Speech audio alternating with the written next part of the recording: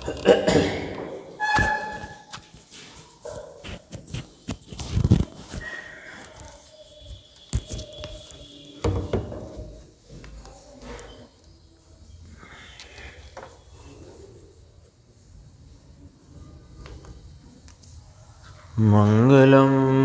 भगवान वीरो मंगलम गौतमो गणी मंगलम कुंद कुंदार्यो जैन धर्मोस्तु मंगलम सर्वमंगल मांगल्यम सर्वकल्याणकारकम प्रधानं सर्वधर्माणां जैनं जयतु शासनं। मैं नमो तीर्थनायक को, नमो ओंकार वाणी को, नमो उन कुंद प्रभु को जिन्होंने ओंकार धारण किया। अहो उपकार जिनवर का, कुंद का दिव्य वाणी का, जिन कुंद ध्वनि दाता उन कहान स्वामी का। रमियूण जिणम वीरम अनंत वर्णान दंसण सहावम भोक्षामिणियम सारम केवली शुद्ध केवली भनिदम। नियम सार जी परमागम ग्रंथ के परम समाधि अधिकार की 127 नंबर गाथा, उसके उपरांत 212 नंबर का श्लोक मुनिराज पंत ब्रह्मलधारी देव कहते हैं। कलश श्लोक है पेज नंबर 153। आत्मा नित्यं तपसि नियमे संयमे सच्चरित्रे तिष्ठत्युच्चैः परमयमिना शुद्ध दृष्टिर्मनस्य तस्मिन् बाणं भवभयहरे भावितीर्थादिनाथे साक्षादेशा सहज समता प्रास्तरागाभिरामी।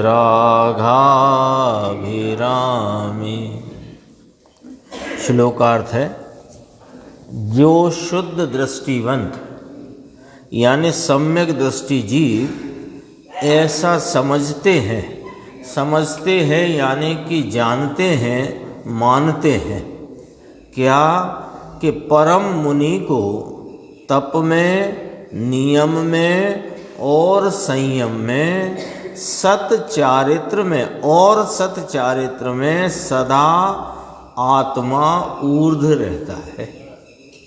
पिछली जो गाथा आई थी तो कहा था कि जो भावी जिन हैं, ऐसे जो मुनिराज वे कैसे हैं कि संयम में, नियम में और तप रूपी परिणाम और इस प्रकार के इनमें ही लीन रहते हुए चारित्रवंत, तो ऐसे वे मुनिराज को सदा आत्मा समीप है। आए थे ना, 6 बिंदु आए थे, व्यवहार संयम, निश्चय संयम, व्यवहार नियम, निश्चय नियम, व्यवहार तपस्चरण, निश्चय तपस्चरण। ऐसे सब क्रियाओं में, सब स्थितियों में, सब प्रकार की अवस्थाओं में आत्मा ही समीप रहता है। ये गाथा थी, उसी के ऊपर यह टीकाकार मुनिराज कलश कहते हैं कि देखो, जो शुद्ध दृष्टिवंत सम्यक दृष्टि जीव ऐसा जानते हैं, समझते हैं, मानते हैं, यानी ये वाली बात कहते हैं जो आगे कही ना, ये बात को जो जानते हैं वे ही सम्यक दृष्टि है, ऐसा भी इसमें अर्थ निकल के आता है। कि जो ऐसा जानते हैं कि परम मुनिराज जो हैं उनको तप में, नियम में, संयम में और सच्चारित्र में सदा आत्मा ऊर्ध्व रहता है, ऊर्ध्व रहता है, मुख्य रहता है, समीप रहता है, दृष्टि में रहता है। अर्थात इसका ब्रैकेट में थोड़ा वो करते हैं सरलीकरण, अर्थात प्रत्येक कार्य में निरंतर शुद्धात्म द्रव्य ही मुख्य रहता है। देखो, चाहे वह उनकी विकल्पात्मक भूमिका में वर्तते हुए परिणाम हो, चाहे निर्विकल्प शुद्धोपयोग की दशा हो, मुनिराज को तो शुद्धात्म द्रव्य ही मुख्य रहता है। उपदेश का कार्य चलता हो विकल्पात्मक भूमिका में तो भी शुद्धात्म द्रव्य ही मुख्य है। टीका करते हों, रचना करते हों ग्रंथ की तो भी शुद्धात्म द्रव्य ही मुख्य है। आहारचर्या हो तो भी शुद्धात्म द्रव्य ही मुख्य। सब आ गया ना उसमें, परिमित काल के नियम आदि मर्यादा वाले, वो सब उसमें सब आ गया। 6 बिंदु आए थे ना, व्यवहार और निश्चय के दोनों के संदर्भ से, संयम का, नियम का और तप का 6 वर्णन आए थे। तो सभी में कहा उसी बात को यहाँ मुनिराज, टीकाकार मुनिराज कलश में कहते हैं। तो देखो क्या कहा कि सब प्रत्येक कार्य में निरंतर शुद्धात्म द्रव्य ही मुख्य रहता है। तो ऐसा सिद्ध हुआ है कि राग के नाश के कारण अभिराम, अभिराम माने मनोहर, नीचे लिखा है देखो, लिखा ना, मनोहर सुंदर। अब उसको, उस शब्द का प्रयोग जिस प्रकार वाक्य में किया उसका अर्थ भी नीचे बनाया, जो अभी इसमें अपन ऊपर देखेंगे। तो क्या लिखा है, अभिराम ऐसे वे भव भय हर भावी तीर्थादिनाथ को, यह साक्षात सहज समता चौकस है। चौकस है नाम अवश्य है, ये गुजराती शब्द चौकस। चौकस माने अवश्य है, अब होती ही है, ना होए ऐसा नहीं।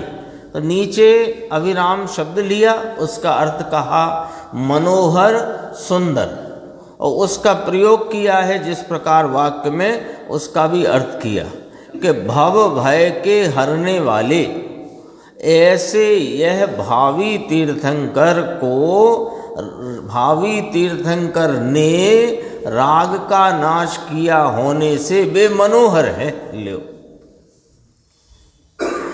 भावी तीर्थंकर है ऐसा स्वयं पद्म ब्रह्मधारी देव अपने इस श्लोक में कहते हैं।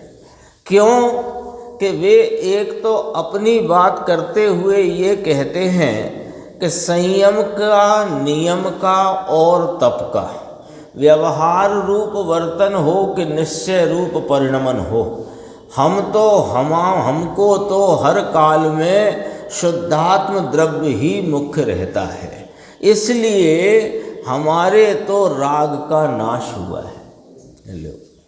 क्योंकि राग के काल में भी हमारा तो शुद्धात्म द्रव्य वीतराग स्वरूप ही मुख्य रहने से हमको तो राग का नाश है, और राग का नाश है इसलिए यह मनोहर है, सुंदर है, ये सुंदरता को प्राप्त है। फिर इसका पूरा किया कि भव भय को हरने वाले, ऐसे यह भावी तीर्थंकर, तीर्थंकर प्रभु के उपदेश में या तीर्थंकर प्रभु के निमित्त से जो वस्तु स्वरूप का प्रतिपादन गणधर आदि परमात्माओं आचार्य भगवंतों के परंपरा में हमें मिलता है, वह भव भय को हर लेता है। क्यों कि भव किस में है, रागादि भाव में। तो रागादि में एकत्व को हर के और रागादि से मुक्त होने की तरकीब कहाँ है कि जिनेंद्र परमात्मा के पास। तो ऐसा कहा भव भय के हरने वाले, ऐसे ये भावी तीर्थंकर ने राग का नाश किया होने से वे मनोहर हैं। गुरुदेव का अपन व्याख्यान देखते हैं, देखो 154 में समाधि का अधिकार चलता है ना, तो समाधि कहो कि सामायिक कहो, है ना, उसकी गुरुदेव श्री यहाँ व्याख्या करते हैं कि पहले ये बात ली कि सामायिक होती किसको है। लो, पहले ये बात ली, सामायिक कहो, समाधि को ही सामायिक कहा एक प्रकार से। समाधि माने कोई वो समाधि नहीं बाबाजी वाली भी समाधि नहीं और वह संलेखना वाली भी नहीं। समाधि तो मुनिजनों को, आत्मा के आराधकों को पल पल में वर्तती है, यानी स्वरूप में रमणता वह समाधि ही है। आदि व्याधि उपाधि से रहित निज आत्मा में लगा हुआ उपयोग की वृत्ति रूप परिणमन वह समाधि है, उसी को सामायिक कहा। तो जरा उसकी व्याख्या यहाँ करते हैं कि पहले ये बात ली कि सामायिक होती किसको है। शर्त है ये सामायिक की, ऐसे नहीं हम तो सामायिक में बैठे थे, हमारा तो अभी सामायिक का समय हो गया। क्या होती है सामायिक? सामायिक का शाब्दिक अर्थ है समता की आय। समता है स्वरूप में मोह क्षोभ से रहित निज आत्म परिणाम, उसका नाम समता है। तो देखो, मोहिक माने क्या संजय भाई? भ्रांति से रहित, क्षोभ माने राग आदि से रहित। तो भ्रांति और राग आदि से रहित जो निज आत्मा का परिणाम है उसका नाम है समता, और समता की जहाँ आय है उसका नाम है सामायिक। किसको होएगी ये? अब अपन समझ जाओ। सारी व्याख्या में से क्या निकल कर के आ गया कि ये जिनको प्रथम सम्यक दर्शन हुआ हो, जिनको भ्रांति ना रही हो और रागादि भावों से हटकर कहीं उपयोग को ठहरने का जिन्हें स्थान मालूम हो। कल अपन बात करते थे कि पाप रूप विषयों से हटा, तो हटा तो अब गया कहाँ? एक पाप रूप विषय से हटा, यानी अशुभ राग से हटा। अब आत्मा का पता ठिकाना मालूम नहीं तो उपयोग कहाँ जाएगा? फिर आप बता दो। शुभ राग, तो शुभ राग में ही रहा, तो राग में ही रहा ना। अब अशुभ और शुभ को गौण कर दो तो कौन है वह?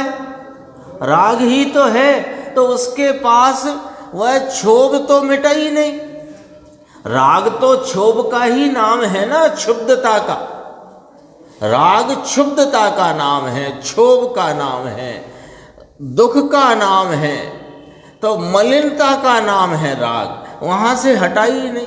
उसको हटने के लिए वह स्थान चाहिए जो अनादि अनंत निर्मल है, अनादि अनंत पवित्र है, अनादि अनंत अकंप है, अनादि अनंत क्षुब्धता से रहित है, जो स्वरूप से ही क्षुब्धता से रहित, कंपन से रहित, मलिनता से रहित, जो स्वरूप से ही पवित्र है, उस स्वरूप को जाने बिना ये विषयों से हट करके भी जाएगा कहाँ? इसलिए कहा देखो, जिसको प्रथम सम्यक दर्शन हुआ होए। इसलिए सम्यक दर्शन की महिमा है। कोई कहे कि आप तो बस एक ही बात पे रट लगी है कि सम्यक दर्शन, सम्यक दर्शन, सम्यक दर्शन। अरे चारित्र बिना मुक्ति होती है क्या कोई? अरे हम कहते हैं दर्शन, सम्यक दर्शन बिना चारित्र होता है क्या कोई? चारित्र बिना मुक्ति नहीं।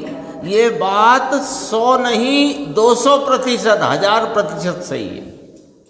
लेकिन चारित्र सम्यक दर्शन के बिना नहीं, क्योंकि चारित्र की अभी अपन ने व्याख्या करी, साम्य कहो, समता कहो, चारित्र कहो।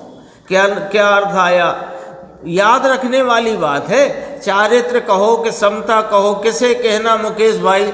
मोह क्षोभ से रहित आत्मा का निज परिणाम वह साम्य है, समता है, चारित्र है। अब मोह क्षोभ से रहित वो परिणाम चारित्र है, तो वह कहाँ उपयोग ठहरे तब चारित्र होगा कि निभ्रांत और अक्षुब्ध अकंप पवित्र स्वरूप में जब उपयोग रुके ठहरे तो चारित्र का जन्म होगा, चारित्र का परिणमन होगा।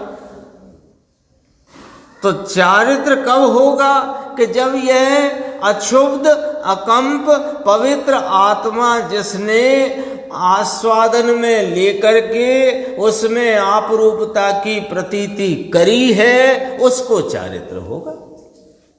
ये बात यहां कही जिसको प्रथम सम्यक दर्शन हुआ हो। अब सम्यक दर्शन किसे कहना, देखो निर्देश भाई, शुद्ध आत्मा परमानंद मूर्ति अतीन्द्रिय आनंद का सागर। कौन की कथा है ये? अपनी है, अपनी बात चलती है ना। जैसे कभी अपन भीड़ भाड़ में खड़े हों और कोई चार व्यक्ति बात करते हों और जिस नाम से अपने को पुकारा जाता है वो नाम उनकी चर्चा में हल्का सा फुसफुसाहट रूप ही कान में आया तो कैसे कान खड़े हो जाते हैं। मुहावरा है ये, कान खड़े हो गए। यानी वो जो कुछ चर्चा चलती है उसको सुनने की दिलचस्पी इतनी हो गई कि और कोई कुछ बोलता हो तो क्यों, अपना नाम चल रहा है ना, वहाँ दो चार व्यक्ति बात कर रहे हैं।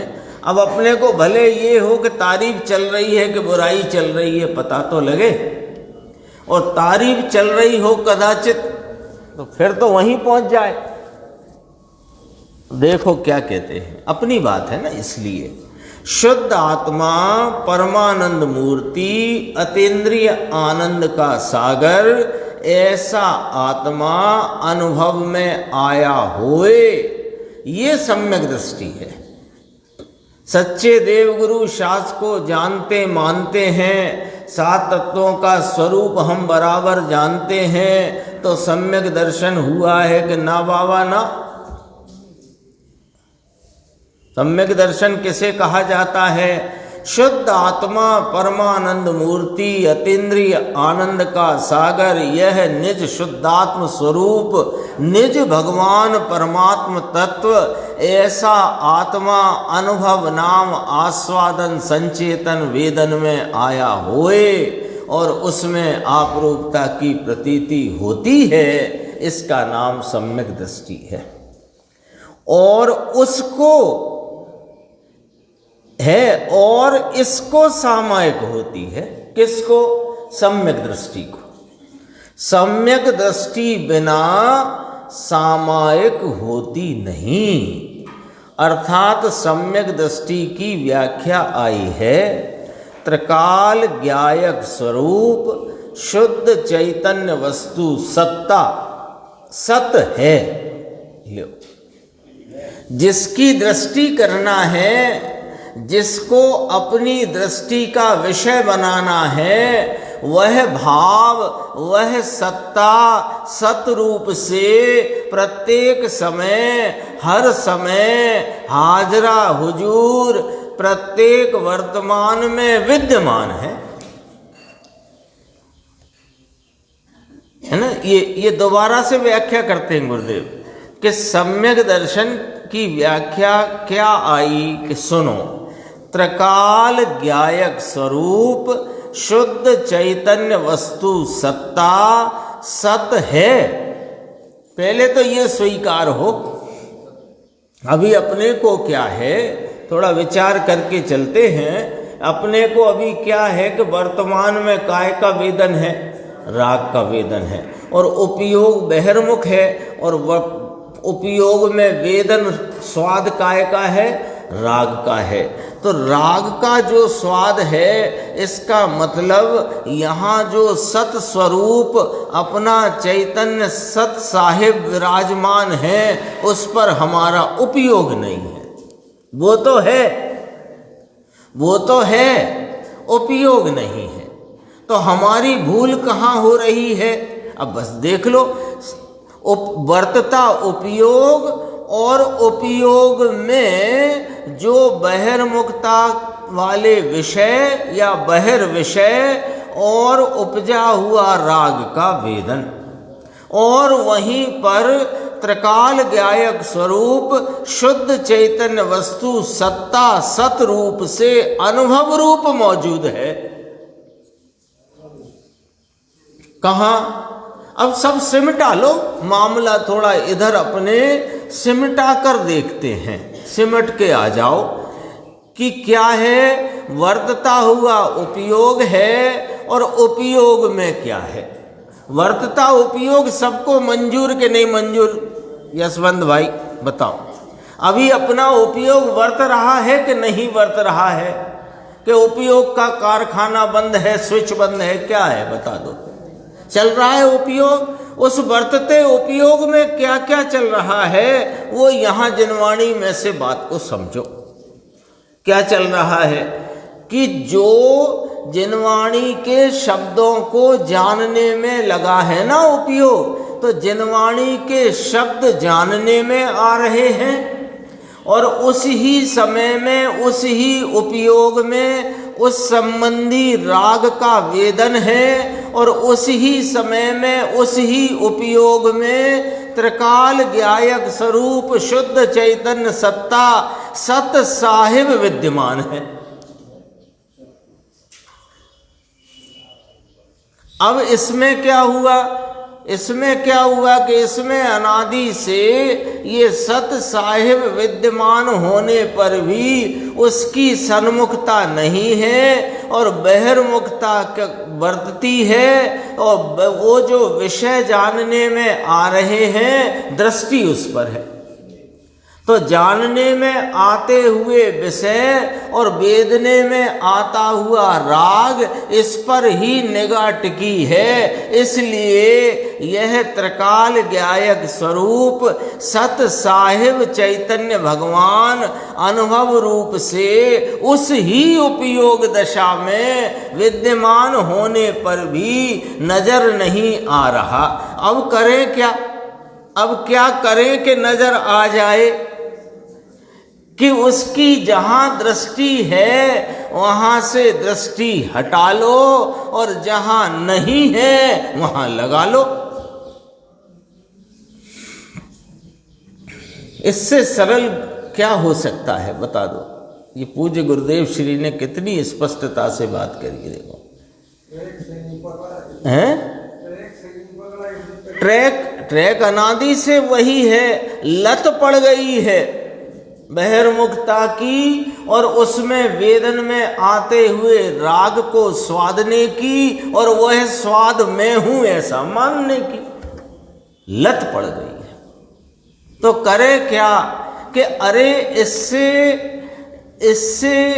हटकर, इससे भिन्न कोई अत्यंत उत्कृष्ट भाव भी वहाँ पर विद्यमान है, ऐसा आगम से जानकर, अनुमान से विश्वास में लेकर उस तरफ उपयोग को मोड़ दो, स्वादरूप हो जाएगा। बड़ा लंबा काम नहीं है। धवल की 16 पुस्तक पढ़ लोगे तब सम्यक दर्शन होगा, ऐसा नहीं कह रहे हैं। इतना सा पढ़ लो 1.5 पंक्ति, और 1.5 पंक्ति का भाव समझ लो, और भाव समझकर अपने त्रिकाली भाव का आश्रय ले लो। आश्रय ले लो तो उसके लिए गुरुदेव ने शब्द लिया, तेनी सन्मुख थई ने। उसके सन्मुख होकर के उसके अनुभव में प्रतीति होना। कैसे होए साहब अनुभव भाई जी? अनुभव कैसे होए? अभी तो दर्शन मोहिनी विद्यमान है, तो दर्शन मोहिनी आप में विद्यमान है, आपके उपयोग की दशा में घुस गया है। अभी तो अपन ने उपयोग नामक एक समय की दशा का ऑपरेशन करके देख लिया ना। उपयोग में क्या है, ये जिनवाणी का शब्द भी नहीं घुसा है। शब्द संबंधी ज्ञान और उसके साथ उपजा हुआ राग का स्वाद और त्रिकाली भगवान, इसके अलावा उपयोग में क्या आया है। अब विषय बदल दो बस। तेनी सन्मुख थईने, उसके सन्मुख होकर के उसकी अनुभव में प्रतीति होना, इसका नाम सम्यक दर्शन है। ये सम्यक दर्शन होए, इसको सामायिक होती है। बच्चे को ले गए जल्दी जल्दी में कॉलेज की तरफ, एडमिशन करना है, इसका फॉर्म दो। तो किसका कि इसका, तो इसने 12th पास कर ली क्या? नहीं कर, वो तो परीक्षाएं हैं। यहाँ 12th से मतलब है कि अपने स्वरूप का भान हुआ कि नहीं हुआ। नहीं हुआ तो ये तुम कहाँ किस गड़बड़ में उलझ गए, इसलिए कहते। देखो इसमें अंतिम पंक्ति इस पैराग्राफ की, ये सम्यक दर्शन होए, इसको सामायिक होती है, नहीं तो इसको सामायिक नहीं होती है, ये यहाँ कहते हैं। ऐसी देखो नीचे बीच का 5-6 पंक्ति छोड़कर, नियम में, संयम में, आत्मा में अंदर सम नाम सम्यक प्रकार से सम्यक दर्शन होकर यम यानी आत्मलीनता होए, ये संयम में भी सम्यक दर्शन मुख्य है। ये क्या कहा? ऊपर कहा था ना, ऊपर कहा था, उसका भाव पकड़ो। ऊपर शब्द कहा था कि वो अपने को बताई थी स्थिति कि सम्यक दर्शन के बिना कोई सामायिक होती नहीं। पर सम्यक दर्शन, यहाँ जो शब्द लिखा उसका अर्थ है सम्यक दर्शन का विषय। अर्थ पकड़ना। देखो, आत्मा में अंदर सम नाम सम्यक प्रकार से सम्यक दर्शन होकर, ये पर्याय। यम यानी आत्मलीनता होए, इसका नाम है संयम। तो इस संयम में भी सम्यक दर्शन मुख्य है, माने सम्यक दर्शन के उपरांत ये होता है। लेकिन इसमें मुख्यता से कौन रहा हुआ है? सम्यक दर्शन का विषय त्रिकाली सत साहिब। ये इसमें धर्मी ध्रुव वह दृष्टि में मुख्य है। त्रिकाली सच्चिदानंद प्रभु आत्मा जो है, जो अनंत चैतन्य रत्नाकर, अनंत चैतन्य के रत्न का भरा हुआ आकर नाम दरिया, ऐसा यह चैतन्य, ये इसको मुख्य होता है। संयम में भी मुख्य ये होता है। सत चारित्र, सच्चा चारित्र नाम स्वरूप में रमणता, इसमें भी मुख्य तो भगवान द्रव्य आत्मा होता है। यदि ना होए तो चारित्र फारित्र होता नहीं।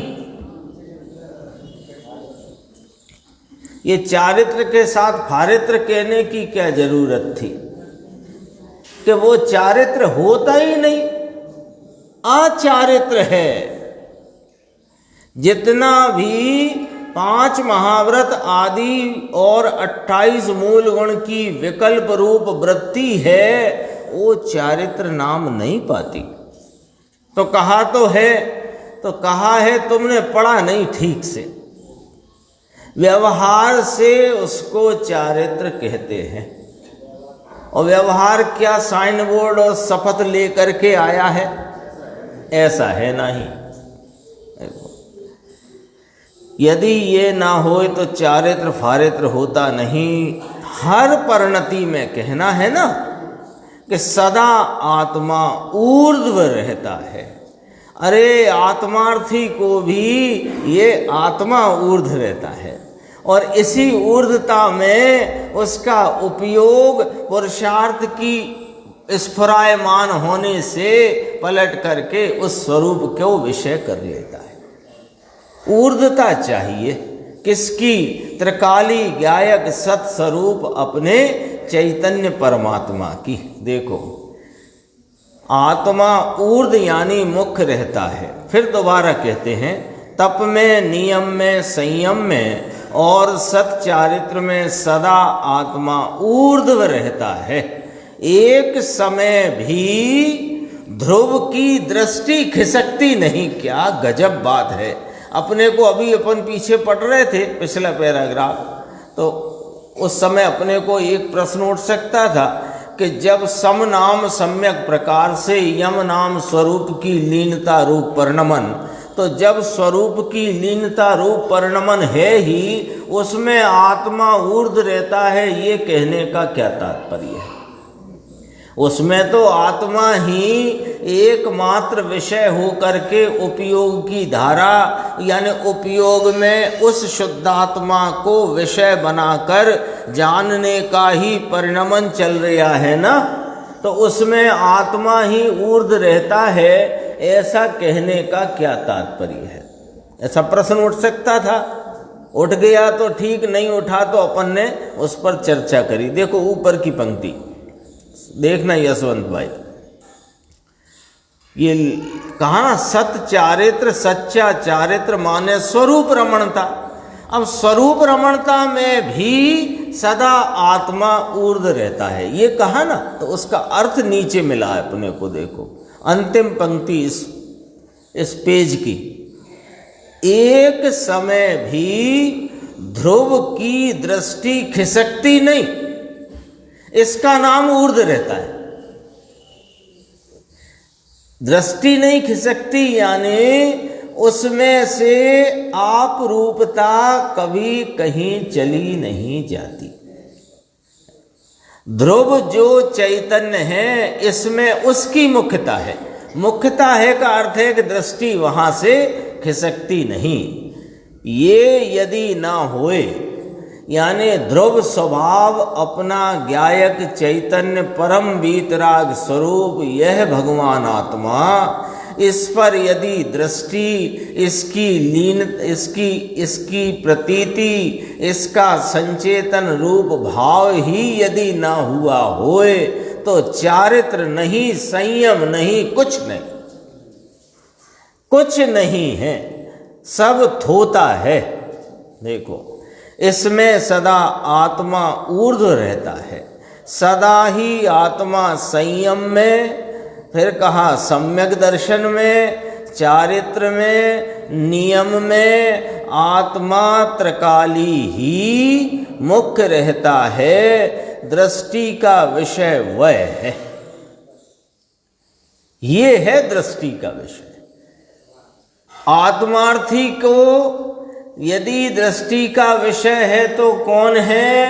यह एक रूप सदृश स्वरूप, सदा ध्रुव स्वरूप, अनादि अनंत, यह अपना ज्ञायक पवित्र वीतराग स्वरूप निज शुद्धात्मा, ये दृष्टि का विषय है।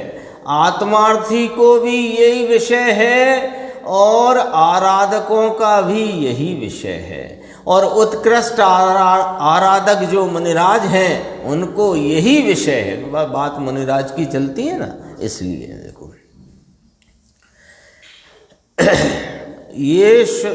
ये शुद्ध दृष्टि का विषय, उसकी ही ऊर्ध्वता। ऊर्ध्वता माने ऊंचापना, ऊंचापना माने मुख्यता। मुख्यता होती है यदि यह शुद्ध आत्मा पवित्र परमात्मा की दृष्टि नहीं और इसका मुख्यपना आया नहीं, तो ये सब एकड़ा बिनाना मींडा छे। क्या सब?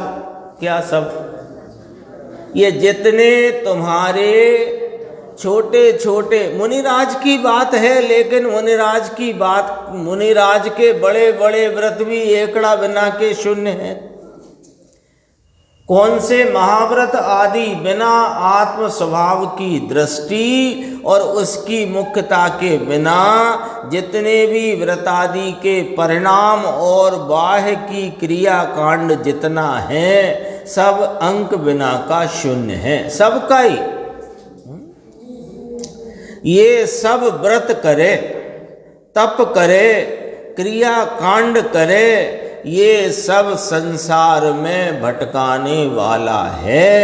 ऐसा है। लो कैसे कह दिया राकेश भाई, कैसे कह दिया संसार में भटकाने वाला है?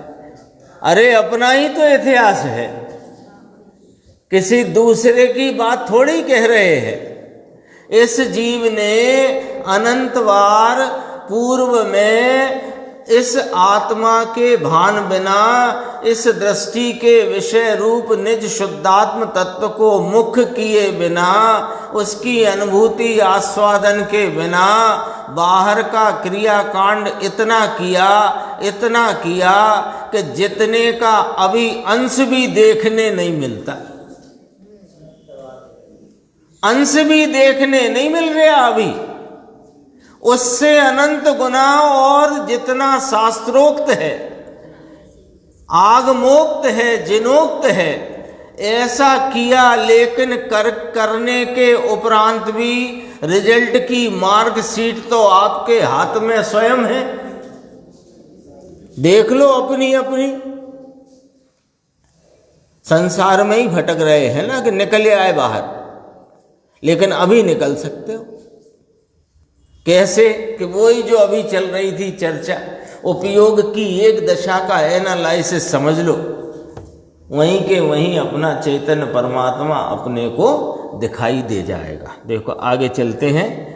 तो ऐसा सिद्ध हुआ, बीच का छोड़ा है ना, ऐसा सिद्ध हुआ, ऐसा साबित हुआ है कि राग के नाश के कारण, राग देश के विकल्प इसके नाश के कारण, राग देश के विकल्प नाश को प्राप्त हुए हैं। किनको? मुनिराज की मुख्यता है। भावी जिन कह करके मुनिराज की बात करी है यहाँ, और मुनिराज के संदर्भ से ये पूरा ग्रंथ में चर्चा चल रही है। देखो राग देश के विकल्प इनके नाश के कारण अभिराम ऐसे वह भव भय हर भावी तीर्थादिनाथ को यह साक्षात सहज समता चौकस है। फिर इसका अर्थ करते हैं। साक्षात तो समझ ही गए, प्रत्यक्ष रूप से।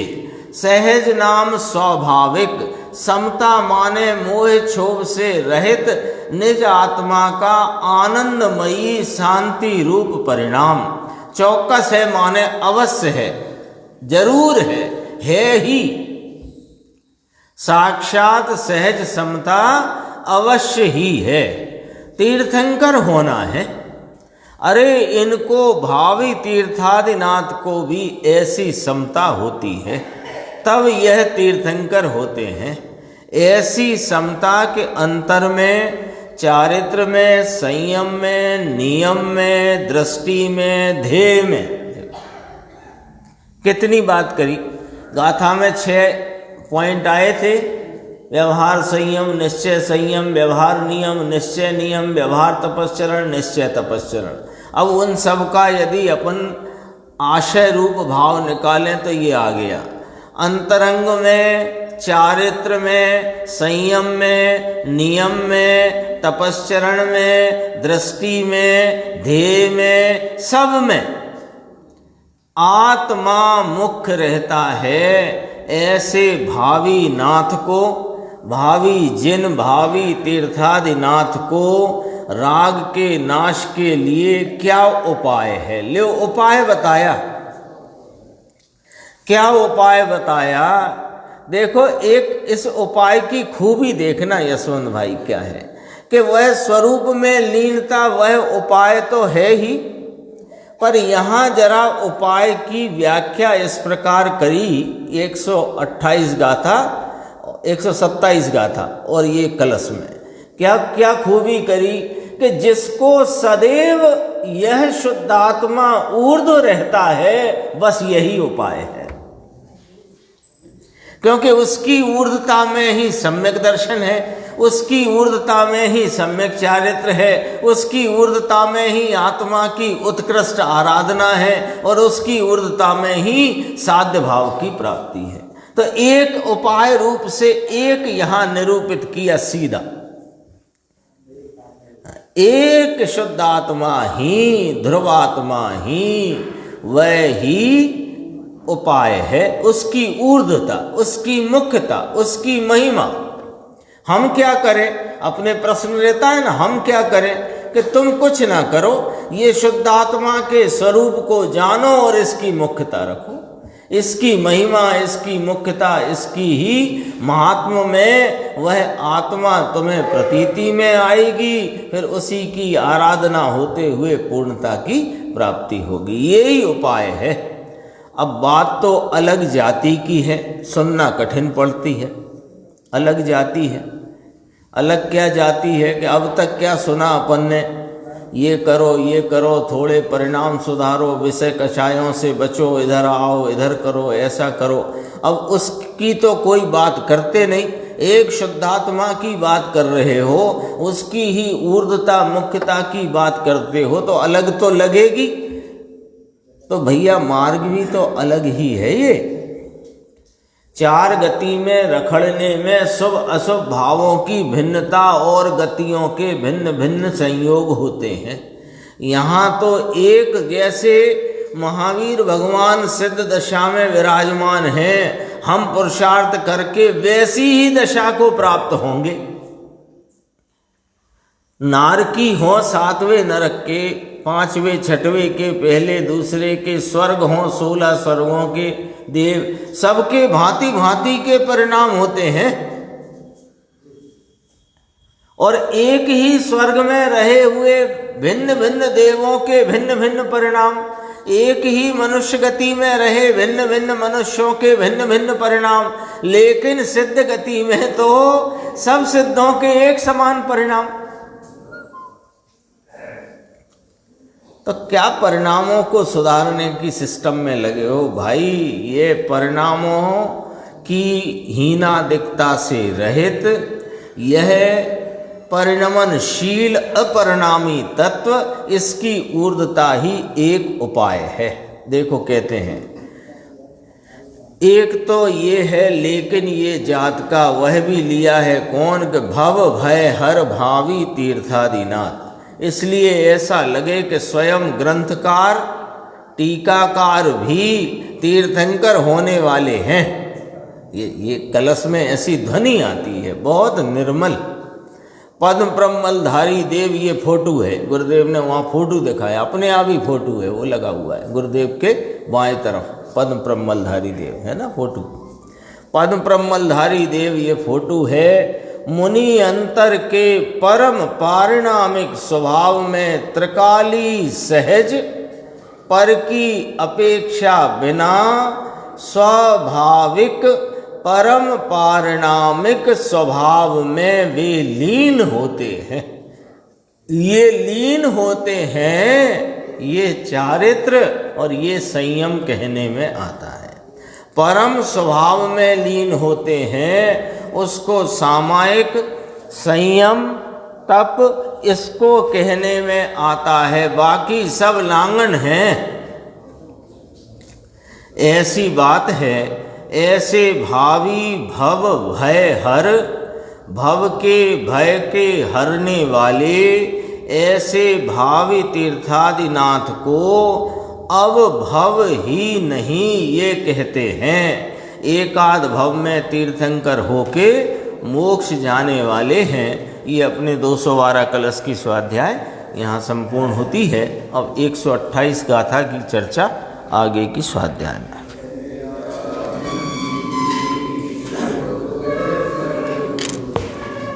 अविनाशी में